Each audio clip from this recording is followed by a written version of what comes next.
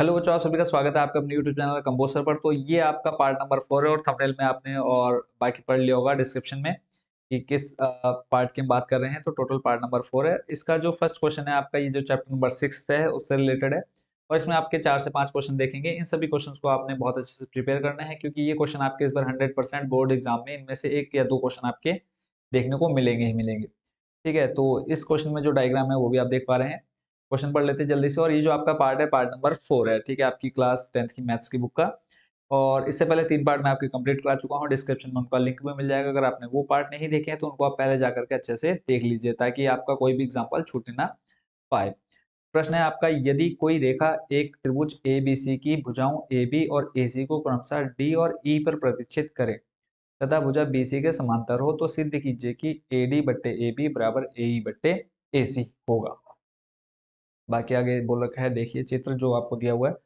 अब इसमें जो जो चीज आपको बोल रखी है, देखो यहाँ पे बोला है कि भुजाओं ए बी और ए सी को डी ई पर प्रतिच्छेद कर रहा है। देखो कौन कौन सी भुजाओं, ए बी और ए सी। ए बी आपका ये साइड हो गया, ए सी आपका इस साइड हो गया।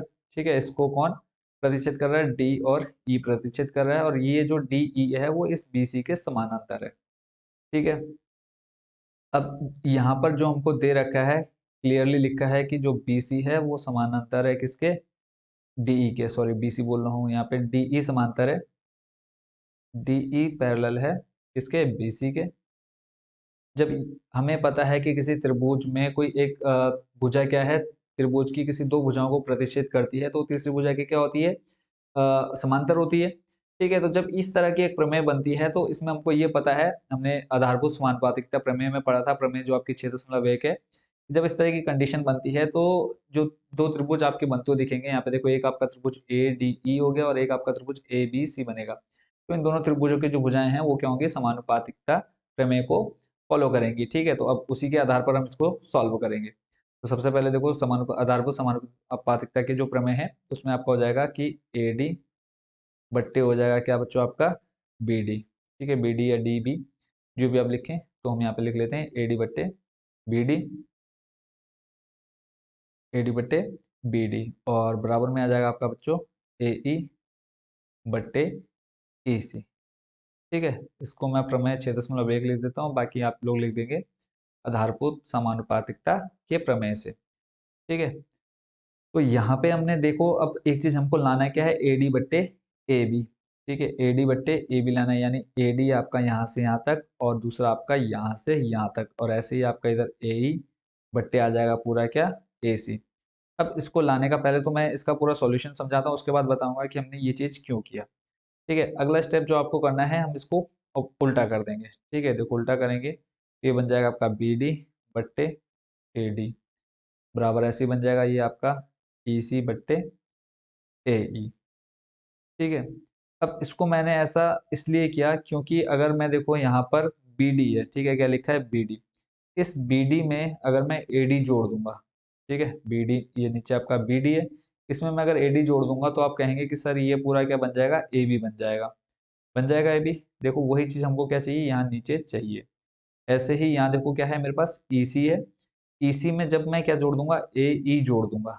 ठीक है, ए ई जोड़ दूंगा तो मुझे मेरा क्या मिल जाएगा, टोटल ए सी मिल जाएगा। वही चीज हमको यहाँ चाहिए, तो बस यही चीज हमको यहाँ पे करनी है, इसलिए हमने क्या कर दिया, इसको उल्टा कर दिया। ठीक है, अब यहाँ पे देखो मुझे इस यहाँ पर क्या चाहिए, ए डी चाहिए और इधर क्या चाहिए, ए ई चाहिए। तो यहाँ पे देखो बट्टे में ए डी है और यहाँ पे ए ई है, तो हम इसको ऊपर कैसे लेकर के जाएंगे, देखो सिंपल क्या करेंगे हम, दोनों और एक जोड़ने पर, दोनों और एक जोड़ने पर देखो इसका फायदा क्या होगा, अभी देखते रहो आप।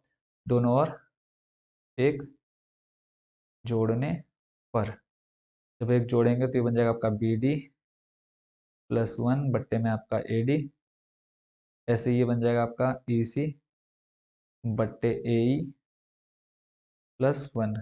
तो सॉल्व करेंगे तो देखो इसके बट्टे में हम एक ले लेते हैं हर बराबर करने के लिए, और इसके बट्टे में हम एक ले लेते हैं, कोई फर्क नहीं पड़ने वाला है। तो जब हम इसको बराबर करेंगे, पूरे के बट्टे में क्या आ जाएगा बच्चों, आपका ए डी, इधर देखो आ जाएगा आपका बी डी।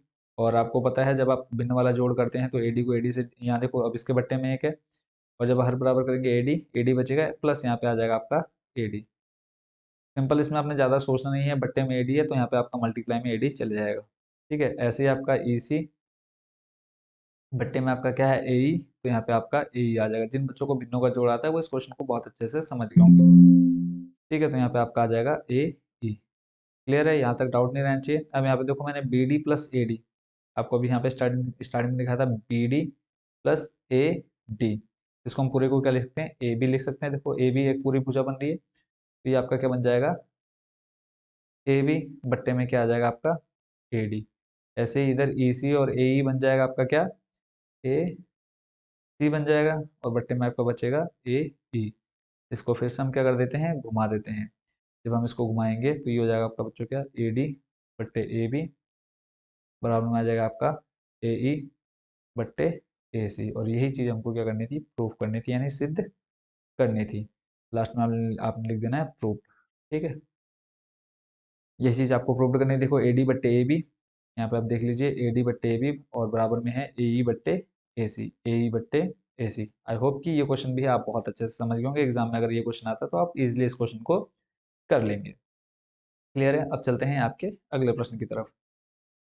अगला प्रश्न बच्चों आप देख पा रहे हैं स्क्रीन पर। इसमें कहा है कि आकृति 6.16, ये आपकी आकृति दी हुई है 6.1 से, इसको मैं यहाँ पे लिख देता हूँ 6.16 में PS बट्टे SQ बराबर PT बट्टे TR है, तथा एंगल PST बराबर एंगल PRQ है। सिद्ध कीजिए कि त्रिभुज PQR एक समद्विबाहु त्रिभुज है। समद्विबाहु त्रिभुज का मतलब क्या होता है बच्चों, जिस त्रिभुज की दो भुजाएं बराबर होती हैं उस त्रिभुज को समद्विबाहु त्रिभुज कहते हैं। अब हमें देखने में तो ये पता चल रहा है कि PQ बराबर PR है, बट इसको हम सिद्ध कैसे करेंगे। तो सिद्ध करने के लिए जो जो हमको दे रखा है वो चीज़ यहाँ पे लिख लेते हैं। ठीक है, सबसे पहले हमको जो चीज़ दे रखी है उसको लिख लेते हैं। दिया है, ऊपर से स्टार्ट कर देते हैं इस बार। क्या दिया है आपको, PS बट्टे SQ बराबर में PT बट्टे TR। ठीक हो गया। अब यहाँ पर आपको क्या मिलता है कि जब किसी दो त्रिभुज की भुजाएं क्या है, समानुपातिकता प्रमेय में है। ठीक है, तो ये क्या हो जाएगा, जब आपकी दो भुजाएं क्या है, समानुपात में है, तो उसको क्या होगी, जो तीसरी यहाँ पे दो भुजाओं को एक तीसरी भुजा जो क्या कर रही है, प्रतिच्छेद कर रही है, वो इस तीसरी भुजा यानी QR की क्या होगी, समानांतर होगी। यानी हम कह सकते हैं कि ST समानांतर QR है। बस यहाँ पे हमने वो चीज लिख देना है कि ST समानांतर क्या है, QR। और यहाँ पे हम लिख देंगे प्रमेय 6.2 से। ठीक है, यह है आधारभूत समानुपातिकता प्रमेय के विलोम से। एक हमने इससे पहले, आपने इससे पहले जो आपने क्वेश्चन देखा, ठीक है, उसमें आपने समझा था कि अगर क्या है कि एक भुजा क्या है, सॉरी, कि दो भुजाओं, किसी त्रिभुज की दो भुजाओं को कोई एक रेखा क्या करे, प्रतिच्छेद करे, तो वो तीसरी त्रिभुज की तीसरी भुजा की क्या होती है, समानांतर होती है। ठीक है, ये था आपकी प्रमेय 6.1, जिसको हमने आधारभूत समानुपातिकता प्रमेय नाम दिया।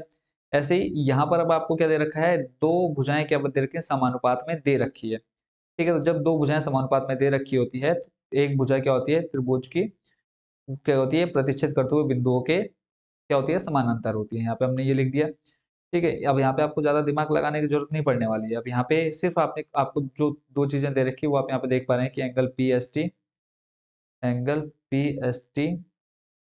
बराबर है एंगल किसके, एंगल PRQ के। ये आपको दिया है, क्या कर रखा है, दे रखा है। ठीक है, इसको मान लेते हैं समीकरण नंबर 1।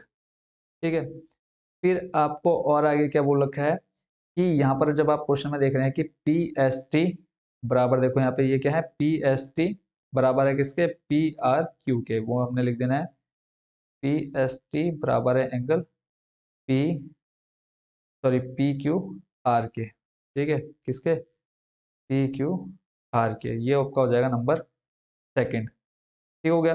एक तो देखो आपको देखा PST बराबर PRQ, PST बराबर हो जाएगा PRQ। ठीक हो गया। और जब हमारी क्या है, हमने यहाँ पर देख लिया कि ये समानांतर है, तो इनकी भुजा क्या होंगी, समानुपात में होंगी। तो यहाँ पर सिंपल हमने क्या लिख लिया, एक आपका PST बराबर PRQ आपको दिया हुआ था, और फिर हमने लिख लिया ये जो PST है वो बराबर हो जाएगा किसके, PQR के। यहाँ पे हम क्या लिख लेंगे, सिंपल समीकरण 1 व 2 को।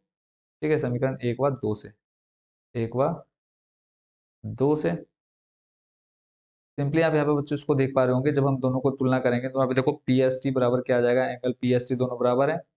तो इसकी जगह पे हम पी आर क्यू, जब ये एक दूसरे के बराबर है तो ये भी एक दूसरे के बराबर होंगे, तो सिंपली यहाँ पे हम लिख लेंगे एंगल पी आर क्यू बराबर हो जाएगा एंगल पी क्यू आर के। ठीक है, इतना चीज आपको क्लियर हो गया होगा। आगे देखते हैं। तो यहाँ पे देखो आपको क्या मिल गया, पी आर क्यू बराबर पी क्यू आर मिल चुका है। ठीक है, इसके बाद सिंपली आपने एक लाइन लिख देनी है। अब यहाँ पे देखो पी आर क्यू, देखो पी आर क्यू, अब इसमें आपका देखो ये पी आर हो जाएगा, ऐसे ही पी क्यू आर के पी क्यू आर में पी क्यू हो जाएगा। ठीक है, हमने यहाँ पे सिंपली लिख देना है कि जो पी आर क्यू है यहाँ पे आ जाएगा आपका पी आर क्यू के बराबर आ जाएगा क्या, पी क्यू। ऐसे ही पी क्यू आर के बराबर आ जाएगा क्या, पी आर। ठीक है, और ये है समान कोणों की सम्मुख भुजाएं, आपने याद रखना है। जब भी आपके दो एंगल समान होते हैं तो उनकी सम्मुख भुजाएं क्या होती है, सदैव बराबर होती है। तो यहाँ पे लिख देंगे समान कोणों की सम्मुख भुजाएं, समान कोणों की सम्मुख भुजाएं। ठीक है, अब यहाँ पे आपको दो भुजाएं बराबर मिल गई हैं, सिंपली आपने क्या लिख देना है कि दोनों क्या हैं, जो त्रिभुज है, त्रिभुज पी क्यू आर एक समद्विबाहु त्रिभुज है, एक समद्विबाहु त्रिभुज है। ठीक है, समद्विबाहु त्रिभुज है। क्लियर हो गया। अब इसमें देखो सिंपली हमने क्या किया है, एक्स्ट्रा आप एक बार और इसको रिवाइज कर लेते हैं। एक्स्ट्रा आपको कुछ इसमें करने की जरूरत नहीं है, सिंपल आपको ये चीज दे रखी थी।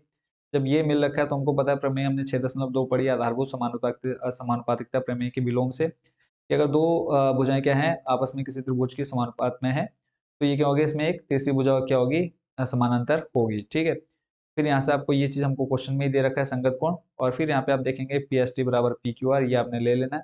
समीकरण एक दो की तुलना करेंगे तो पी एस टी से पी एस टी कट हो जाएगा, बचेगा आपके पास पी आर क्यू बराबर P Q R.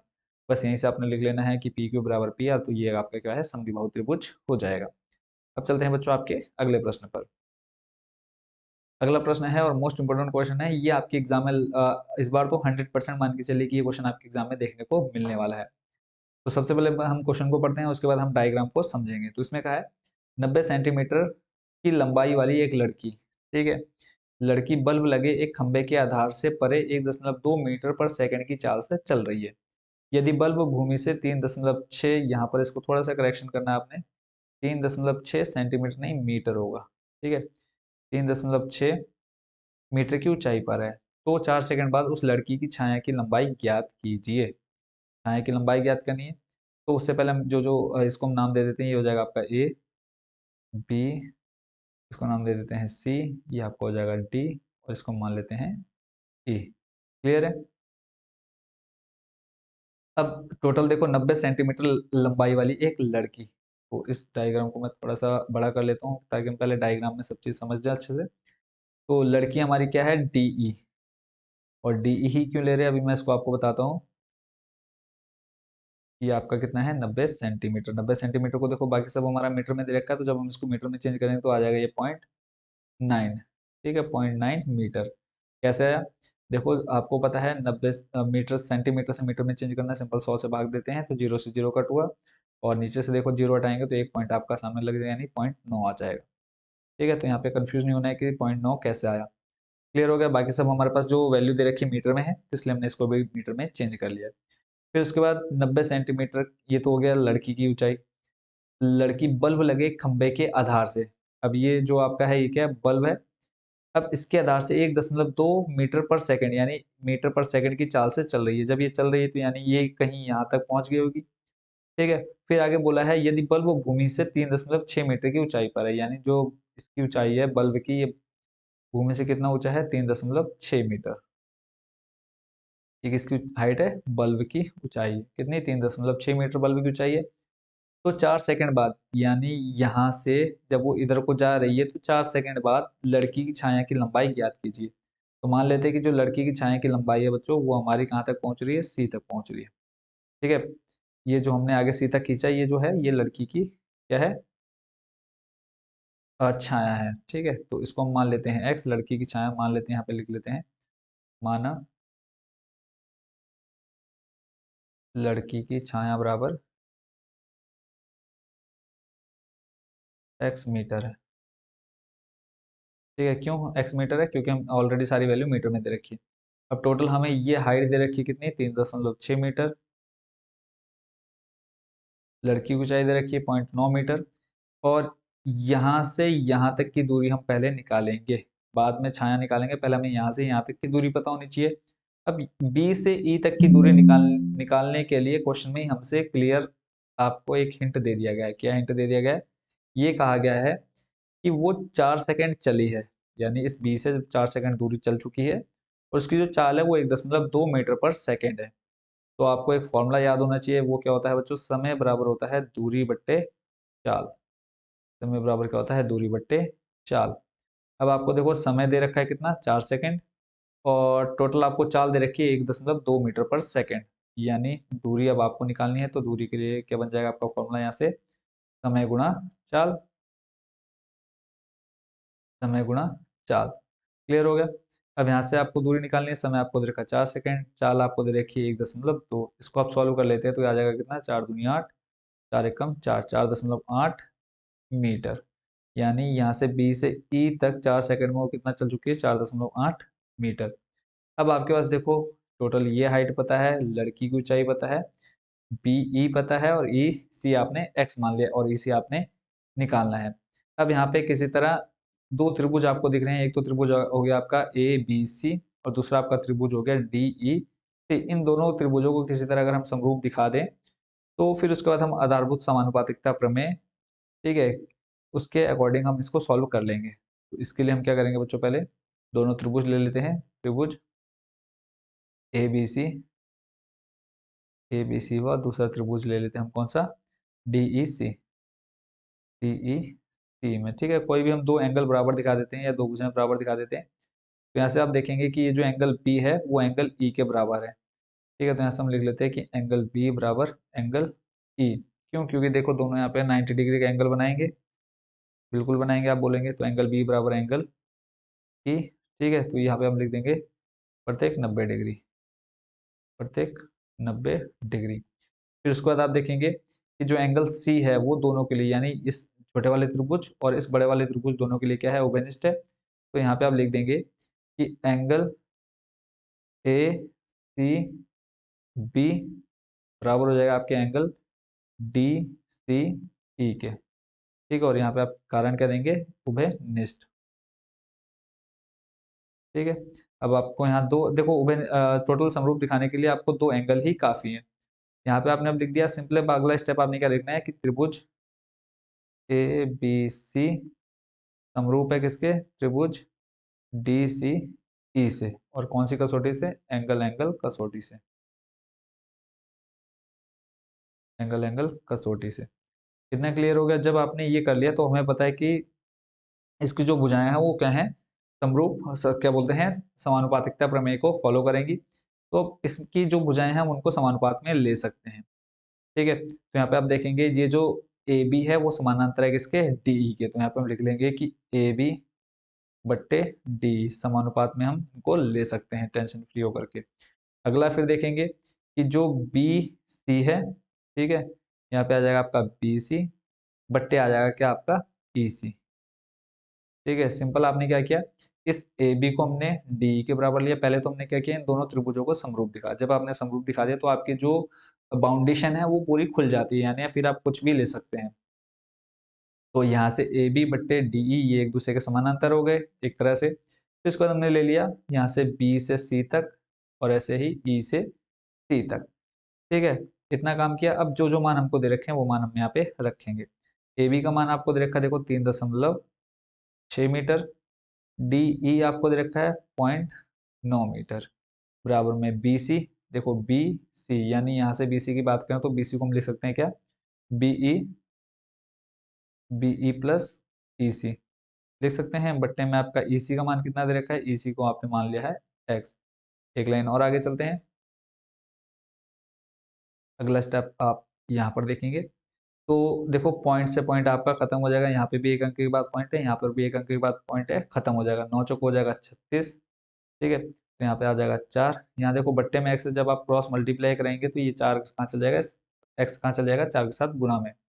Be plus E सी, ठीक है। बीई का मान अभी आपने निकाला था कितना, 4 देखो बी से ई तक 4.8, बीई हो गया आपका 4.8 प्लस ईसी, ईसी का मान आपने अभी लास्ट में देखा कितना है, एक्स, ईसी को हमने क्या माना है, ई सी को हमने माना है एक्स। यहाँ पे बच्चों आपके पास क्या आ जाएगा, एक्स। ठीक है, प्लस का एक्स है, जब आप इसको बराबर की साइड लाएंगे तो आ जाएगा बच्चों किसमें, माइनस में एक्स आ जाएगा, माइनस में एक्स आ जाएगा, बराबर बचेगा आपके पास 4.8। यहाँ बचेगा टोटल आपके पास कितना, जब आप घटाएंगे 3x इक्वल टू में 4.8, एक्स का मान निकालना है 4.8/3। यहाँ से x बराबर कितना आ जाएगा, 3 1 कम 3, ठीक है, बचा कितना, एक, और 3 छंग हो जाएगा 18, यानी 1.6 मीटर। यानी जो लड़की है उसकी छाया की लंबाई बच्चों कितनी हो जाएगी, 1.6 मीटर। आई होप कि अब इस क्वेश्चन को भी आप अच्छे से कर लेंगे, और ये आपका जो क्वेश्चन है आपका लॉन्ग में आएगा, 5 से 6 नंबर में देखने को ही मिलने वाला है। तो टोटल इसमें आपसे छाया की लंबाई पूछी थी, तो छाया की लंबाई बच्चों कितनी होगी, 1.6 मीटर। ये लाइन आपने लास्ट में लिख देनी है। ठीक है, अब देखते हैं अगले प्रश्न को। अगला जो क्वेश्चन बच्चों आप देख पा रहे हैं, इसमें कहा है एक सीढ़ी किसी दीवार पर इस प्रकार टिकी हुई है कि इसका निचला सिरा दीवार से 2.5 मीटर की दूरी पर है, तथा इसका ऊपरी सिरा भूमि से 6 मीटर की ऊंचाई पर बनी हुई एक खिड़की तक पहुंचता है। सीढ़ी की लंबाई ज्ञात कीजिए। बहुत ही इजी क्वेश्चन है, सिंपल इसमें कि सबसे पहले तो हम क्या बना लेते हैं कि एक दीवार बना लेते हैं। अब ये जो डायग्राम बनेगा इसको मैं थोड़ा ऐसे रफ वर्क बना देता हूँ। ये आपकी दीवार हो गई, ठीक है। इस पर क्या है, इसका जो निचला सिरा है दीवार, सॉरी, एक सीढ़ी दीवार पर इस प्रकार टिकी हुई है। तो अब यहाँ पे हम क्या बना देते हैं, एक सीढ़ी बना देते हैं। अब सीढ़ी को अगर हम दीवार पर खड़ा करेंगे तो इस तरह से बनेगा, ठीक है। ये आपकी क्या हो गई, सीढ़ी हो गई। इधर आपकी क्या हो गई, दीवार। थोड़ी सी टेढ़ी है बट आप एडजस्ट कर लेंगे। सीढ़ियों की दीवार हो गई। फिर आगे कहा है कि इसका जो निचला सिरा है, निचला सिरा दीवार से 2.5 मीटर पर है। ये दीवार है तो यहाँ से यहाँ तक की दूरी ये बोल रहे हैं कितनी है, 2.5 मीटर है। 2.5 मीटर, ये आपका यहाँ पे 90 डिग्री एंगल बन रहा है, ध्यान रखना आपने। फिर आगे कहा है तथा इसका ऊपरी सिरा भूमि से 6 मीटर की ऊंचाई पर बनी एक खिड़की तक पहुंचता है। तो इधर से जो ऊपर वाला देखो, ये सीढ़ी का जो निचला हिस्सा है वो दीवार से 2.5 मीटर की दूरी पर है, और जो ऊपर वाला हिस्सा है ये टोटल कितनी है, 6 मीटर ऊंची खिड़की पर। यानी जो आपकी खिड़की लगी है इस जगह पर लगी है, और जो इसकी टोटल ऊंचाई है वो कितनी है दे रखी है आपको, 6 मीटर दे रखी है। ठीक है। अब बोला है सीढ़ी की लंबाई ज्ञात करनी है। सीढ़ी आपने ये माना तो यानी इसकी आपने हाइट निकालनी है, तो इसको हम नाम दे देते हैं ए, बी और सी। अब यहाँ पे आप देखेंगे कि आपको 90 डिग्री एंगल दिया है, सम्मुख भुजा आपका क्या हो जाएगा बच्चों, कर्ण। ठीक है, ये हो जाएगा आपका लंब, नीचे आपका हो जाएगा आधार। ठीक हो गया। पाइथागोरस प्रमेय आपने बचपन से ही याद कर रखी है, लिख लेते हैं। त्रिभुज ए बी सी में काय से, पाइथागोरस प्रमेय से, पाइथागोरस प्रमेय से। और यहाँ पे जो जो आपको दे रखा है वो थोड़ा आपने ऊपर लैंग्वेज हिंदी में लिख देना है, जो जो आपको दे रखा है। क्या होता है बच्चों आपका, कर्ण का वर्ग बराबर लंब का वर्ग प्लस आधार का वर्ग। ठीक हो गया। कर्ण आपको निकालना है, इसको अभी हम ऐसे रहने देते हैं। लंब आपको दे रखा है कितना, 6 मीटर, यानी यहाँ पे आप आ जाएगा कितना, 6 का स्क्वायर। आधार आपको दे रखा है 2.5 का स्क्वायर। ठीक हो गया। आगे चलते हैं। 6 का स्क्वायर करेंगे बच्चों 36। और अभी अब फिलहाल अगर हम पॉइंट को भूल जाएं, देखो हमें क्या करना है, स्क्वायर का मतलब क्या है, 2.5 की 2.5 में 25 का जब आप स्क्वायर करेंगे तो आता है बच्चों 625। ठीक है, और देखो पॉइंट एक अंक यहाँ पे, एक अंक यानी 2 अंक के बाद पॉइंट लग जाएगा, यानी आ जाएगा आपके पास कितना, .6.25। ठीक है, आगे चलते हैं। इन दोनों को जोड़ेंगे तो आ जाएगा बच्चों 42.25। कितना आ जाएगा, 42.25। क्लियर हो गया। इधर आपके पास क्या है, कर्ण का वर्ग, और यहाँ से जब आप इसका स्क्वायर हटाएंगे बराबर में आप कर्ण लेकर के आएंगे। ठीक है, यहाँ से हमने स्क्वायर हटाया और इधर क्या लग गया, रूट। यहाँ पे देखो स्क्वायर देख रहे हैं आप, ये स्क्वायर जब हमने यहाँ पहुंचे हमने यहाँ से इसको हटा करके इधर रूट लगा दिया। ठीक हो गया। अब अगले स्टेप में कई बार बच्चे रहते हैं कि अरे अब दशमलव आगे कैसे सॉल्व करेंगे, तो मैं सबसे पहले आपका काम क्या कर देता हूँ, दशमलव ही हटा देता हूँ। आपको पता है दशमलव हटेगा, पॉइंट के बाद 2 अंक है तो नीचे 2 जीरो बढ़ जाएंगे। ठीक है, अब आपका क्या हो चुका है, खत्म, दशमलव खत्म हो चुका है। अब आप ढूंढेंगे कि सर 42 25 को आप कैसे रूट से बाहर निकालेंगे। अब आपको ये पता है कि अगर अब इसका 60 का स्क्वायर देखेंगे, 60 गुणा 60 करते हैं, देखो 2 जीरो है, 2 जीरो लगा दिए, 6 छंग 36। यानी 60 का स्क्वायर 36 होता है। ऐसे ही 70 का वर्ग देखेंगे, ठीक है, 70 का वर्ग देखेंगे, 2 जीरो है, 7 सत्ते 49, यानी जो आपका 4225 है वो 3600 और 4900 के बीच में आएगा। अब आपने ये देखना है कि जो ये इकाई का अंक है 5, वो किसके पहाड़े में आता है, ठीक है, 61 के पहाड़े में, यानी 1 के पहाड़े में। अगर आप 1 का स्क्वायर करेंगे 1, 2 का स्क्वायर करेंगे आ जाएगा कितना 4, 3 का स्क्वायर करेंगे 9, 4 का स्क्वायर करेंगे 16, इकाई का अंक देखना है। ऐसे 5 का स्क्वायर करेंगे 25 आता है, यानी 5 के स्क्वायर में कितना आ जाएगा यहाँ पे 25, तो यानी 60 तक तो हम पहुंचे, तो 60 यानी 65। आप ये कह सकते हैं कि कितना 65, जब आप 4225 को स्क्वायर रूट से बाहर निकालेंगे 65 आ जाएगा, और 100 को स्क्वायर रूट बच्चों बाहर निकालेंगे तो कितना आ जाएगा 10, ठीक है, यानी अगर आपका 10 है, 10 का स्क्वायर करने पे 100, कितना आ गया, इधर आपके पास बचा कितना बच्चों, कर्ण। अब आप क्या करते हैं, मान लो यहाँ पे 6.5 है, तो अगर आपको पॉइंट हटाना है तो आप एक जीरो हमेशा नीचे लगा देते हैं, यानी 65/10। ऐसे ही अगर आपको 10 हटाना है तो आप क्या करते हैं, नीचे से 10 को गायब कर दो और ऊपर लगा दोगे पॉइंट, ठीक है, तो ये आ जाएगा कितना 6.5 मीटर, यानी कर्ण कितना आ गया 6.5, और कर्ण ही आपका क्या है, सीढ़ी की लंबाई, क्या है, सीढ़ी की लंबाई। तो आप यहाँ पे लिख देंगे सीढ़ी की लंबाई बराबर 6.5 मीटर। क्लियर है। आई होप कि इस क्वेश्चन को अब आप इजिली, कोई भी आपसे पूछेगा आप उसको भी एक्सप्लेन अच्छे से कर देंगे, ठीक है। अगर फिर भी कोई आपके मन में डाउट रहेगा तो आप एनी टाइम कमेंट बॉक्स में पूछ सकते हैं। और अब चलते हैं लास्ट क्वेश्चन, जो आप स्क्रीन पर देख पा रहे हो, और ये भी आपका बहुत ज्यादा इजी और मोस्ट इंपोर्टेंट रहने वाला है इस बार आपके बोर्ड एग्जाम में। चित्र मेन है, इसमें आपको चित्र को समझना है, ठीक है, चित्र को आप देख रहे हैं ध्यान से। तो यहाँ पे बच्चों पहले मैं थोड़ा जो आपको डायग्राम दे रखा है इसको कर लेते हैं हम फुल स्क्रीन में, ठीक है, क्योंकि पूरा जो क्वेश्चन आपका बेस्ड है इसी डायग्राम से रिलेटेड है। अगर आपको डायग्राम अच्छे से समझ में आ गया तो इसमें आपको कुछ भी अलग से करने की जरूरत नहीं पड़ने वाली है। तो सबसे पहला काम यहाँ पर हम लिख लेते हैं हल। चित्र को समझिए पहले। इसमें कहा है बी एल और सी एम एक समकोण है, ठीक है, समकोण त्रिभुज ए बी सी की माध्यिकाएं हैं। आपको एक समकोण त्रिभुज दिख रहा है, देखो बी ए सी, आपका ये पूरा पूरा जो बड़ा वाला त्रिभुज है, तो यहाँ पे आपको एक 90 डिग्री एंगल दिख रहा है, यानी क्या है, ये आपका एक समकोण त्रिभुज का हिस्सा है। इसका समकोण त्रिभुज का, यानी आप अगर आप यहाँ देखेंगे ये आपका 90 डिग्री एंगल बनता हुआ दिख रहा है, समकोण त्रिभुज हो गया। अब यहाँ जैसे हमको दिख रहा है कि इसमें कहा है बी एल और सी एम, ये जो बी एल और सी एम, ये जो आपको दिख रहे हैं, ये आपको क्वेश्चन में बोल दी है माध्यिकाएं हैं। माध्यिका का मतलब ये होता है कि जहां पर जिस रेखा पर वो लंब डाल रही हैं, ठीक है, जैसे हम इस बी एल की बात करें तो बी एल पर लंब डल रहा है, सॉरी ये जो ए सी है इस पर लंब कौन डाल रहा है, बी एल, यानी ये जो ए सी है वो बराबर दो भागों में बढ़ चुका है, यानी जितना हिस्सा इस साइड होगा उतना हिस्सा इधर भी होगा। माध्यिका का मतलब ही बच्चों ये होता है, ठीक है, इतना समझ में आ गया आपको। अब क्वेश्चन में देखो आपको कुछ एक्स्ट्रा नहीं करना, सबसे पहले तो आप बड़ा वाला त्रिभुज ले लो, कौन सा, ये आपका बी ए सी ले लो, ठीक है, त्रिभुज बी ए सी में, ठीक है, पाइथागोरस प्रमेय लगाओ, पाइथागोरस प्रमेय, ठीक है, इसको मैं किस लिए ले रहा हूँ अभी आपको समझ में आ जाएगा, पाइथागोरस प्रमेय से। तो जब हम किस में, बी ए सी में, यानी बी ए सी में देखेंगे तो ये आपका 90 डिग्री, तो इसकी सम्मुख भुजा बच्चों क्या हो जाएगी, अभी देखो सबसे बड़ा वाला है, तो सबसे सम्मुख भुजा क्या हो जाएगी, कर्ण, यानी कर्ण क्या हो जाएगा बच्चों आपका बी सी, ठीक है।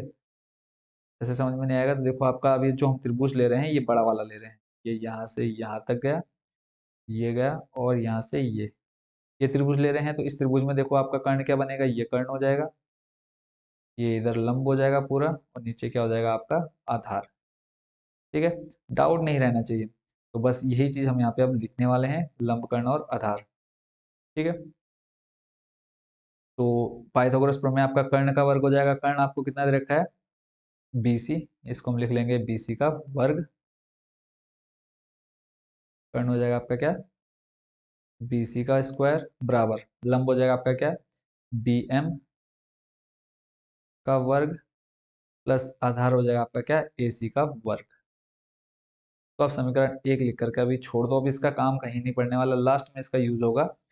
अब अगला स्टेप देखो बी एल, अब आपको ये समझ में आएगा कि 90 डिग्री एंगल बन रहा है, कर्ण लगना ही कर्ण लगना है, तो यहाँ पे आप देखेंगे जो ये बी सी है वो आपका क्या है, कर्ण बनता हुआ दिख रहा है ना, बी सी स्क्वायर, देखो बी सी स्क्वायर आपका कर्ण है, बाकी आगे 5 है उसको आप अभी भूल जाओ कि आगे कितना है, बस ये ध्यान रखो कि बी सी क्या है, कर्ण है। ऐसे ही आपको बीएल और सीएम वो एंगल लेने हैं, वो त्रिभुज लेने हैं जहाँ पे बीएल और सीएम क्या बनते हुए दिखे आपको, कर्ण बनते हुए दिखे।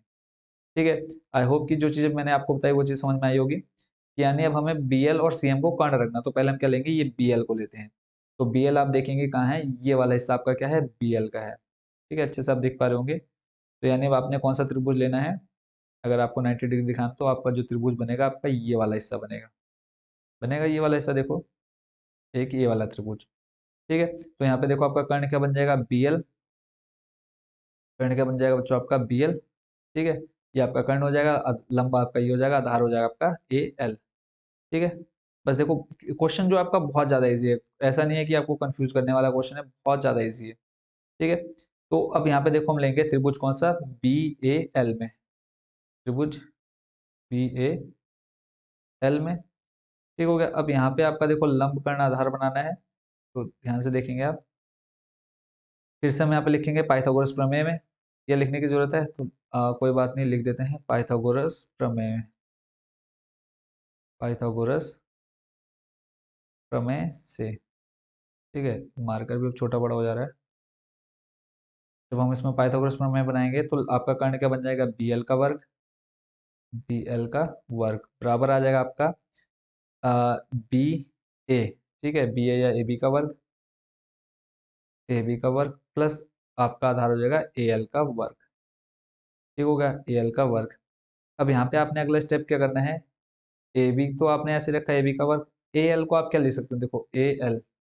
अब आपने ये देखा कि बी एल क्या है, माध्यिका है, माध्यिका का मतलब क्या है बच्चों, माध्यिका का मतलब क्या हो जाएगा कि ये जो ए सी है ये बराबर दो भागों में बट रहा है, यानी यहाँ से लेकर के यहाँ तक जितना हिस्सा होगा, यहाँ से लेकर के उतना ही यहाँ तक का हिस्सा होगा। तो क्या आप ए एल को ए सी बट्टे दो नहीं लिख सकते क्या, ध्यान से सुनना, कि ए एल को इस ए सी बट्टे दो नहीं कर सकते क्या, मान लो ए सी आपका कितना है, चार है, यहाँ से यहाँ तक की दूरी आपकी कितनी है, चार है। और ए एल आपको दे रखा है कितना, जब चार है तो माध्यिका है, तो यानी बराबर दो भागे होंगे, यानी ये भी दो होगा, ये भी दो होगा।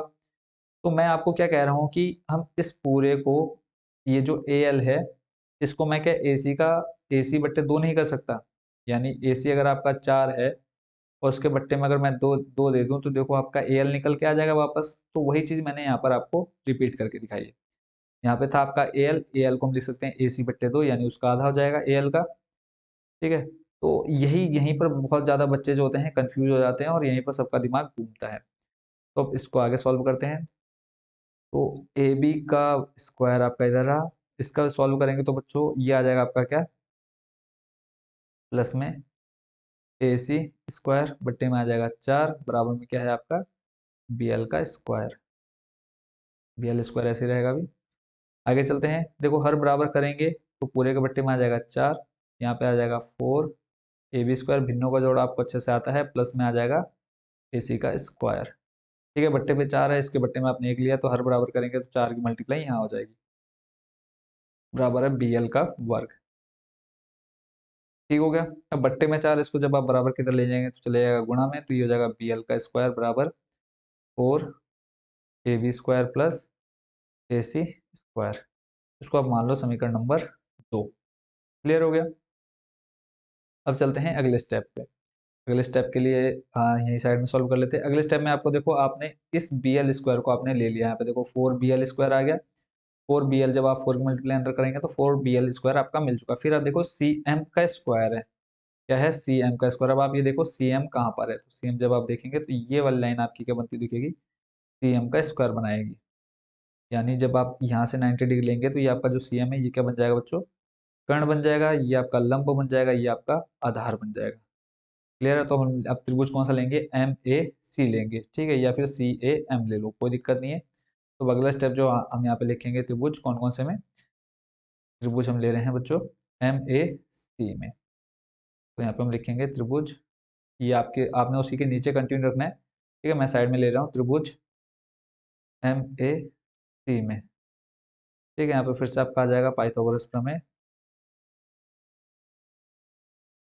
पाइथागोरस प्रमेय से। ठीक हो गया, अब यहाँ पे देखो आपका जो कर्ण बनेगा, कर्ण आपका कौन सा बन जाएगा, इसको थोड़ा सा छोटा कर लेते हैं। ताकि डायग्राम भी हमारा पूरा आ जाए इसमें। अब यहाँ पे देखो एम ए सी में ले रहे तो आपका जो कर्ण बनेगा MC² बन जाएगा या CM² बन जाएगा। तो यहाँ पे हम लिखते हैं CM का वर्ग बराबर, ये हो गया आपका कर्ण। लंब हो जाएगा आपका MA या AM का स्क्वायर।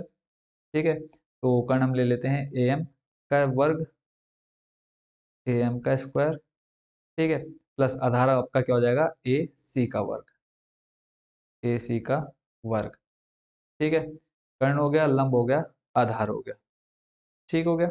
अब चलते हैं अगले स्टेप पर। अगले वाले में आपने क्या लिख लिया, यहाँ पे CM का वर्ग लिख लिया। अब यहाँ पे देखो आप AM देख रहे हैं, क्या देख रहे हैं बच्चों, AM। ठीक है, तो अब इस AM को हम सेम जैसे हमने इधर माध्यिका ली थी वैसे हम यहाँ पर भी माध्यिका को लेंगे। तो इस AM को हम लिख सकते हैं AB का आधा, यानी यहाँ पे हम लिख सकते हैं AB/2 का वर्ग, प्लस आ जाएगा आपका बच्चों क्या AC। ठीक हो गया, यहाँ पर आ जाएगा आपका AC का वर्ग। तो सॉल्व करते हैं, तो ये आ जाएगा बच्चों आपका क्या CM का वर्ग प्लस AB बट्टे हो जाएगा आपका 4, AB²/4, प्लस आ जाएगा आपका क्या AC का स्क्वायर। आगे देखते हैं, यहाँ पे हो जाएगा आपका CM का वर्ग ऐसे ही, इसका हर बराबर करेंगे 4, यहाँ पे आपके पास आ जाएगा AB का वर्ग प्लस इधर आपके पास आ जाएगा 4 AC का वर्ग। ठीक है, क्यों, क्योंकि जब आप हर बराबर करेंगे तो इसके बट्टे में 1 ले लेंगे और क्रॉस मल्टीप्लाई कराएंगे तो 4 बन जाएगा। फिर से बट्टे से आपको 4 हटाना है तो इधर आपको बन जाएगा 4CM² बराबर आपके पास बचा AB² प्लस 4AC²। ठीक, इसको आप नाम दे देते हैं समीकरण नंबर 3। ठीक है, टोटल यहाँ पे आपको कितने समीकरण दिख रहे हैं, 3 समीकरण। ठीक है, अब इन 3 समीकरण को हमने क्या करना है, समीकरण 2 और 3 को क्या कर देना है, जोड़ देना है। इसको इसको समीकरण 2 और 3 को जोड़ देना है। तो अगले स्टेप चलते हैं समीकरण 2 व 3 को जोड़ने पर। ठीक है, यहाँ पे देखो आपको 4B मतलब BL² भी आ गया, CM² भी आ गया। देखो क्वेश्चन में आपको यही तो चाहिए था, BL² CM², सामने 4 है। अभी देखो आपका वो जो 4 है वो भी आपको कॉमन मिल जाएगा। लिखेंगे समीकरण 2 व 3 को जोड़ने पर, जोड़ेंगे। देखो ये बराबर के जो इस साइड है उसको बराबर के उसी साइड रखेंगे, तो 4BL² प्लस 4CM का स्क्वायर बराबर में 4AB²। ठीक है, देखो 4AB² सबको अब जोड़ना है, तो यहाँ पे आपका AB² एक ये भी है तो इसको हम इसी के साइड में लिख लेते हैं, AB का स्क्वायर प्लस आपके पास यहाँ AC² है, इसको लिख लिया, प्लस इधर आपके पास 4AC² इधर भी है, 4AC² इसको यहाँ लिख लिया। ठीक हो गया। यहाँ आप देखेंगे 4 दोनों में कॉमन है तो 4 कॉमन निकाला, यहाँ पे बचा आपके पास BL² प्लस CM²। क्लियर हो गया। इधर देखो 4AB² प्लस AB² बन जाएगा आपका 5AB² प्लस ऐसे ही 4AC² प्लस 1AC² बन जाएगा आपका 5AC²। दोनों में कितना कॉमन है, 5 कॉमन है। अंदर बचा आपके पास क्या, AB का वर्ग प्लस AC का वर्ग। ठीक है, अब यहाँ पे देखो AB² प्लस AC² कहीं दिखेगा आपको, स्टार्टिंग में मैंने आपको एक समीकरण दिखाया था। देखो क्या आ गया आपके पास, AB² प्लस AC²। ठीक है, AB² प्लस AC²। ठीक हो गया।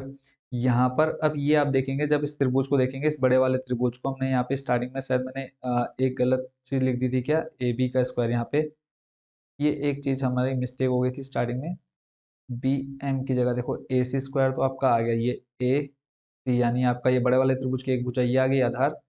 कर्ण आपका क्या हो गया BC², ये BC² आ गया। और इधर आपका लंब क्या हो जाएगा, AB² आएगा। ठीक है, यहाँ पे आ जाएगा AB²। ठीक है, और आधार हो जाएगा आपका क्या AC²। ठीक है, तो यहाँ पे देखो AB² प्लस AC² आ गया ऊपर, और यहाँ पे भी AB² प्लस AC²। तो इसको हम AB² प्लस AC² को क्या लिख सकते हैं, AB² प्लस AC² को BC² लिख सकते हैं। तो यहाँ पे हम लिखेंगे समीकरण 1 से। ठीक है, तो यहाँ पे आ जाएगा आपका 5, और इस पूरे को हम लिख सकते हैं क्या, AB प्लस AC² को लिखेंगे हम AC, सॉरी क्या लिखेंगे, कर्ण आपका क्या है यहाँ पे BC²। ठीक है, यहाँ पे आ जाएगा आपका क्या BC², और ये आपका आ जाएगा कहाँ से, समीकरण 1 से। ठीक है, हमने समीकरण 1 स्टार्टिंग में ले लिया था, और इस साइड आपके पास बराबर में क्या है 4BL² प्लस CM²। इसको हम पूरा कंप्लीट कर देते हैं।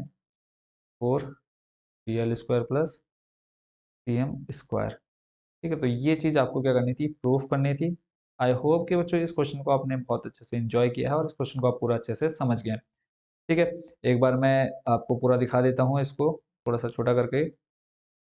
ये आपका पूरा कंप्लीट सॉल्यूशन है। क्वेश्चन में अगर आप देखेंगे बच्चों, तो यहाँ पर आप देखो 4bl² जो आपको प्रूफ करना था। ठीक है, 4bl², देखो 4bl² plus cm² equal to 5bc²। जो चीज़ आपको प्रूव करनी थी वो कंप्लीट हो चुकी है। तो आज के जो हमने 4-5 क्वेश्चन देखे हैं, इन सभी क्वेश्चंस को आप बहुत अच्छे से समझ गए होंगे। ठीक है, तो ये आज के और इस साल के most most most important question थे, तो उन क्वेश्चंस को आपने अच्छे से प्रिपेयर कर लेना है। ठीक है, और नेक्स्ट पार्ट में बाकी जो एग्जाम्पल बचे हैं उनको देखेंगे। और आप सभी बच्चों को बेस्ट विशेस आपके बोर्ड एग्जाम्स के लिए। अच्छे से मेहनत करते रहिए और बहुत अच्छे मार्क्स लेकर के आप अपने एग्जाम में आएंगे। और जिन बच्चों ने अब तक चैनल को सब्सक्राइब नहीं किया है, चैनल को जरूर सब्सक्राइब कर लीजिएगा। और आप चाहें तो हमारे टेलीग्राम चैनल से भी जुड़ सकते हैं। टेलीग्राम चैनल पर जुड़ने के फायदे आपको बता देता हूँ कि वहाँ पर आपको जो भी एग्जाम से रिलेटेड आपकी पीडीएफ वगैरह है, ठीक है, जो भी आपकी लेटेस्ट अपडेट रहती है वो आपको वहाँ देखने को मिल जाएगी। और जो भी लेटेस्ट पेपर वगैरह या सैम्पल पेपर आते हैं वो आपको वहाँ टेलीग्राम में देखने को मिल जाते हैं। ठीक है, तो जो बच्चे भी टेलीग्राम पर जुड़ना चाहते हैं तो सिंपल आपने सर्च करना है टेलीग्राम में जाकर के कंबोज सर, और आपको चैनल शो होगा और आपने उसको ज्वाइन कर लेना है। ठीक है, अगेन आप सभी को best wishes for your board exams. मिलते हैं नेक्स्ट वीडियो में नेक्स्ट पार्ट के साथ। Thank you so much watching for this video.